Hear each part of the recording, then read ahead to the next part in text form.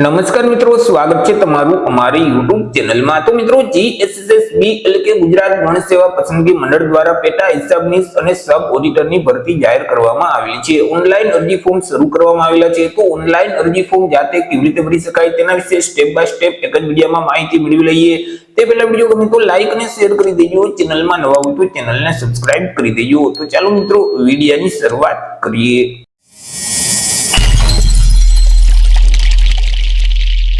તો સૌથી પહેલા મિત્રો, તમારે તમારા મોબાઈલમાંથી અથવા તો લેપટોપ કે પીસીમાંથી કોઈ પણ એક ઇન્ટરનેટ બ્રાઉઝરને ઓપન કરવાનું રહેશે અને ત્યાં સર્ચ બોક્સમાં ટાઈપ કરવાનું રહેશે ઉજાસ। જેવું તમે ઉજાસ ટાઈપ કરી તમે તેને સર્ચ કરશો એટલે તમારી સામે આ મુજબની એક સ્ક્રીન ઓપન થઈ જશે કે જ્યાં ઉજાસની ઓફિશિયલ વેબસાઇટ તમને સૌથી પહેલા જોવા મળશે, ujas.gujarat.gov.in।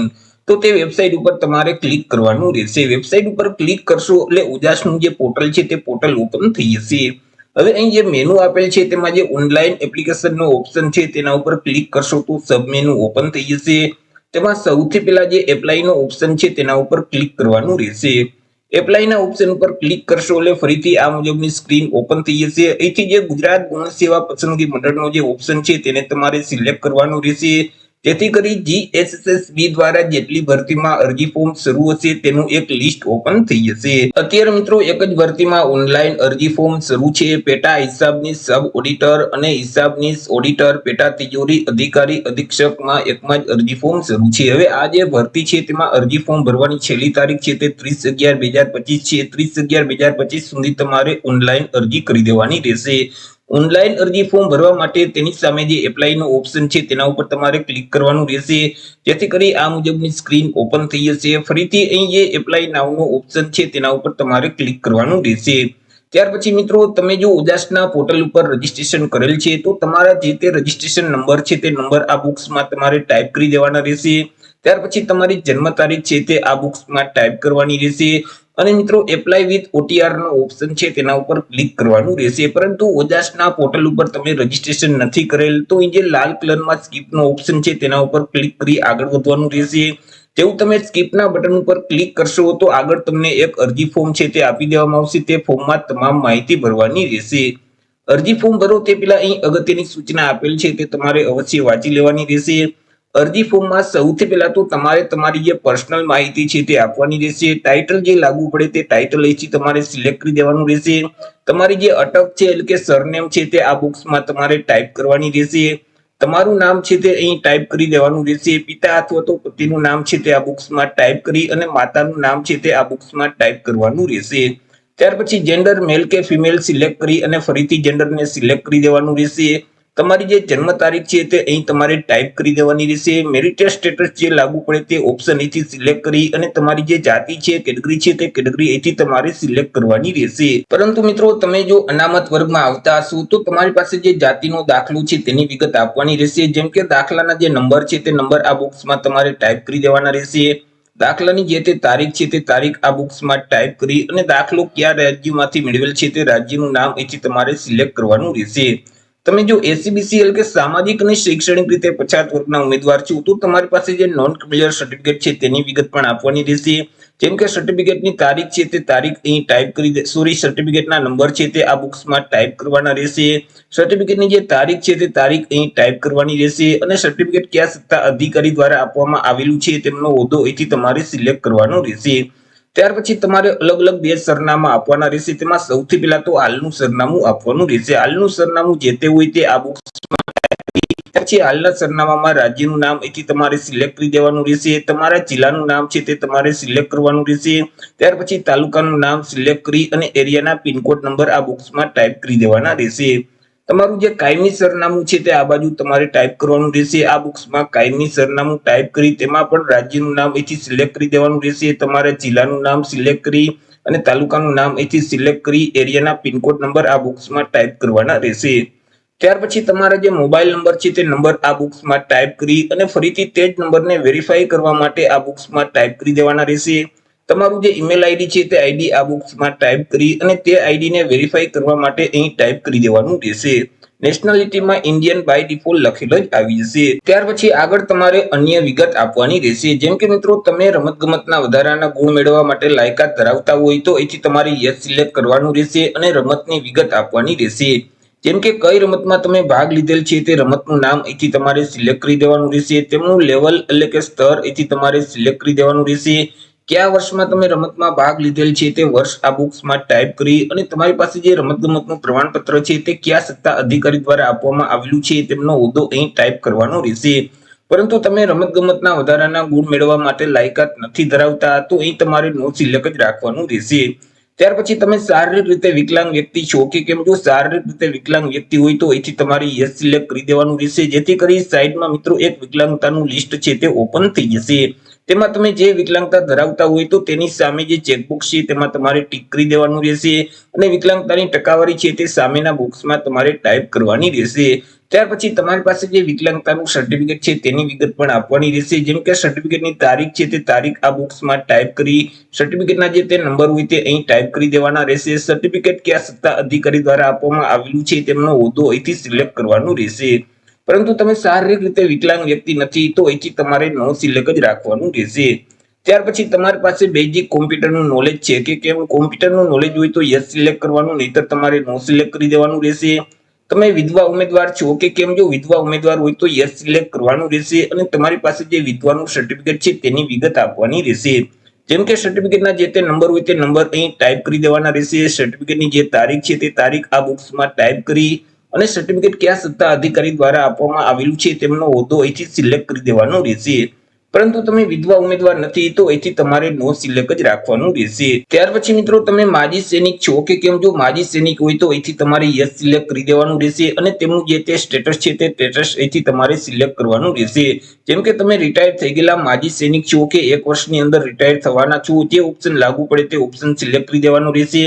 તમારી જોઈનિંગ તારીખ છે તે આ બોક્સમાં ટાઈપ કરી દેવાની રહેશે, ડિસ્ચાર્જ તારીખ અહીં ટાઈપ કરી તમારી પાસે જે માજી સૈનિકનું આઈ કાર્ડ છે તે આઈ કાર્ડના નંબર અહીં ટાઈપ કરી દેવાના રહેશે, આઈ કાર્ડની તારીખ છે તે આ બોક્સમાં ટાઈપ કરી અને આઈ કાર્ડ કયા સત્તા અધિકારી દ્વારા આપવામાં આવેલું છે તેમનો હોદ્દો અહીંથી સિલેક્ટ કરવાનો રહેશે।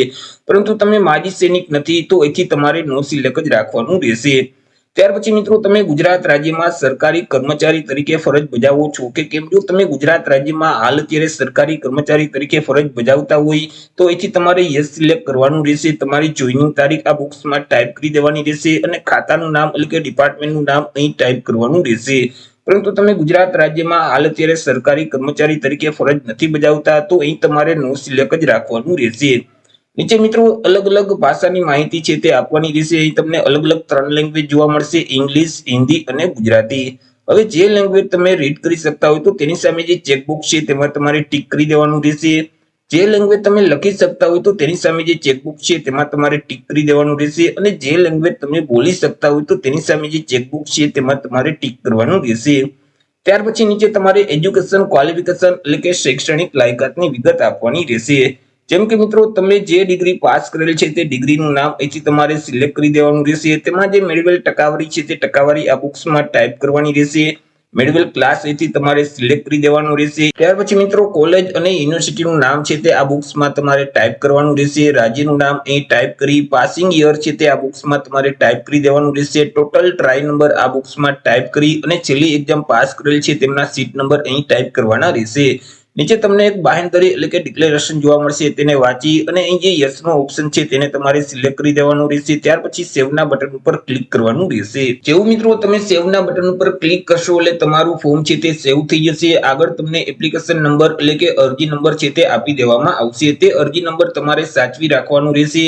ત્યાર પછી આગળ હજી તમારે ફોટો અને સિગ્નેચર અપલોડ કરવાના છે। ત્યાર પછી મિત્રો તમારે તમારા ફોર્મને કન્ફર્મ કરવાનું છે, જ્યાં સુધી તમે તમારા ફોર્મને કન્ફર્મ નહીં કરો ત્યાં સુધી તમારું ફોર્મ છે તે માન્ય ગણાતું નથી। ફોટો અને સિગ્નેચરને અપલોડ કરવા માટે ફરીથી તમારે હોમ સ્ક્રીન ઉપર આવી જવાનું રહેશે। અહીં જે મેનુ છે તેમાં જે ઓનલાઈન એપ્લિકેશનનો ઓપ્શન છે તેના ઉપર ક્લિક કરશો તો સબ મેનુમાં અપલોડ ફોટો અને સિગ્નેચરનો ઓપ્શન જોવા મળશે, તેના ઉપર તમારે ક્લિક કરવાનું રહેશે, જેથી કરી આ મુજબની સ્ક્રીન છે તે ઓપન થઈ જશે।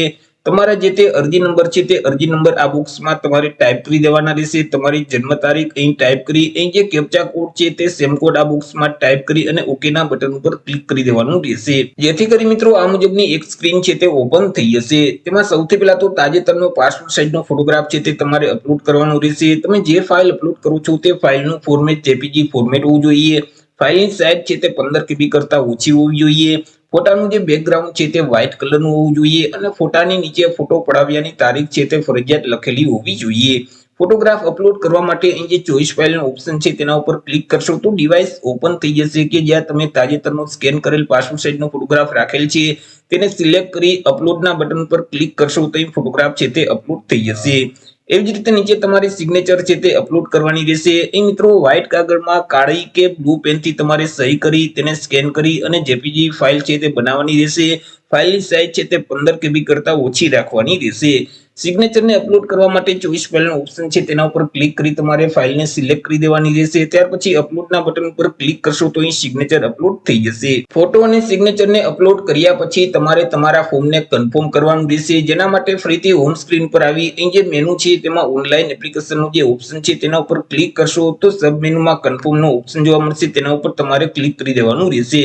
ફરીથી તમારી પાસે અરજીની વિગત માંગશે, જેમ કે તમારા અરજી નંબર છે તે આ બોક્સમાં ટાઈપ કરી, તમારી જન્મ તારીખ અહીં ટાઈપ કરી, અહીં જે કેપ્ચા કોડ છે તે સેમ કોડ આ બોક્સમાં ટાઈપ કરી ઓકે ના બટન ઉપર ક્લિક કરી દેવાનું રહેશે, જેથી કરી મિત્રો નીચે તમારી વિગત છે તે જોવા મળશે। તેમાં એકવાર તમામ માહિતી ચેક કરી લેવાની રહેશે। ત્યાર પછી અહીં નીચે બ્લુ કલરમાં કન્ફર્મ એપ્લિકેશનનો ઓપ્શન જોવા મળશે, તેના ઉપર ક્લિક કરી તમારા ફોર્મને કન્ફર્મ કરી દેવાનું રહેશે। જેવું તમે કન્ફર્મ એપ્લિકેશનના બટન ઉપર ક્લિક કરશો તો ફોર્મ કન્ફર્મ થઈ જશે, તમને એક કન્ફર્મેશન નંબર આપી દેવામાં આવશે, તે નંબર તમારે સાચવી રાખવાનું રહેશે। ત્યાર પછી આગળ મિત્રો તમારે અરજી ફી છે તે ઓનલાઈન ભરવાની રહેશે। તેના માટે ફરીથી હોમ સ્ક્રીન ઉપર આવી મેનુમાં જે ફીનો ઓપ્શન છે તેના ઉપર ક્લિક કરશો તો સબ મેનુમાં સૌથી પહેલા ઓનલાઈન અથવા પોસ્ટ ઓફિસ ચલણનો ઓપ્શન જોવા મળશે, તેના ઉપર તમારે ક્લિક કરી દેવાનું રહેશે। ત્યાર પછી અહીંથી તમારે મિત્રો અહીં જે પેટા હિસાબની સબ ઓડિટરનો ઓપ્શન છે તેને તમારે સિલેક્ટ કરી દેવાનું રહેશે। તમને જે કન્ફર્મેશન નંબર આપવામાં આવેલા છે તે નંબર આ બોક્સમાં ટાઈપ કરી દેવાના રહેશે। તમારી જન્મ તારીખ અહીં ટાઈપ કરી અહીં જે કેપ્ચા કોડ છે તે સેમ કોડ આ બોક્સમાં ટાઈપ કરી દેવાના રહેશે। ત્યાર પછી ઓનલાઈન પેમેન્ટ ઓફ ફીનો ઓપ્શન છે તેના ઉપર તમારે ક્લિક કરવાનું રહેશે, જેથી કરી બેંકની વિગત માંગશે કે તમે કોના વડે પેમેન્ટ કરવા માંગો છો, નેટ બેન્કિંગ છે, QR કોડ છે, UPI છે, ત્યાર પછી ડેબિટ કાર્ડ કે ક્રેડિટ કાર્ડ છે, તમે જેના વડે પેમેન્ટ કરવા માંગતા હોય તે ઓપ્શન સિલેક્ટ કરી તે કાર્ડ કે બેંકની વિગત ફિલ કરી બેંક પેમેન્ટના બટન ઉપર ક્લિક કરશો તો તમારી ફી છે તે ઓનલાઈન ભરાઈ જશે। ઓનલાઈન ફી ભરાઈ ગયા પછી મિત્રો તમારે જો તેની રિસીપ્ટ ડાઉનલોડ કરવી હોય તો અહીં તમને ઓપ્શન જોવા મળશે ઓનલાઈન પેમેન્ટ રિસીપ્ટ, તેના ઉપર ક્લિક કરશો તો રિસીપ્ટની PDF ફાઇલ તમારા ડિવાઇસમાં ડાઉનલોડ થઈ જશે।